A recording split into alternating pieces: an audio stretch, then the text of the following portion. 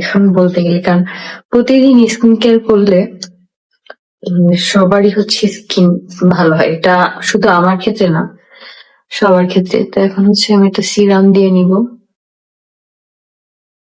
আমি হচ্ছে এক এক সময় হচ্ছে আমার ফেসে এক একটা সিরাম ইউজ করি, বুঝতে পারছো? এই জন্য আমি তোমাদেরকে দেখাইলাম না, কারণ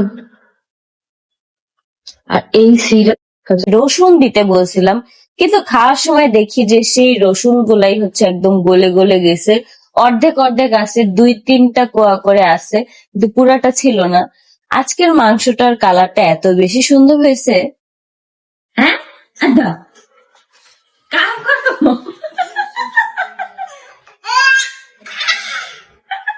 তারপরে আম্মুর হচ্ছে এদিকে শাক ডাল রান্না করা শেষ, এখন হচ্ছে মাংস বসায় দিছে।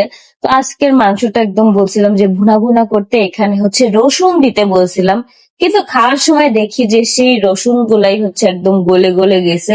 অর্ধেক অর্ধেক আছে, 2-3টা কোয়া করে আছে, কিন্তু পুরাটা ছিল না।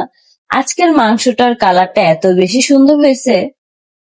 হ্যাঁ আদা আখির মায়ের মাংস রান্নার কালারটা তোমরা জাস্ট একটু দেখো, কত সুন্দর কালার হয়েছে। ক্যামেরায় না এত সুন্দর লাগছে, তাহলে বলো বাস্তবেই না কালারটা কত সুন্দর হয়েছে। আর দেখো আয়াস বাবু তো আছে সারাক্ষণই ব্যস্ততার তালে, সে কিন্তু তার মতো ঘরে কিন্তু যত রকমের কাজ আছে সবই কিন্তু সে সারাক্ষণই করতে পারে। তো আখিদের বাসায় রান্না হয়েছে কিন্তু ডাল শাক আর গরুর মাংস। তো এই ভুনা ভুনা মাংসটা কিন্তু আখি খেয়েছিল দেখেই ওর মা রান্না করেছে। রান্নাটা অসাধারণ হয়েছে। সব মায়ের হাতের রান্নাই কিন্তু অসাধারণই হয়, মায়ের হাতের রান্না বলে কথা।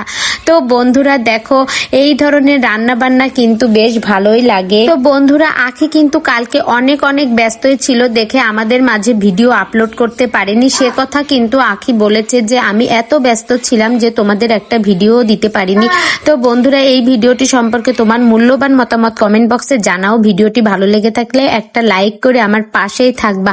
আর আখির ভিডিও নতুন নতুন আপডেট পেতে আমার চ্যানেলটিকে সাবস্ক্রাইব করো। ধন্যবাদ।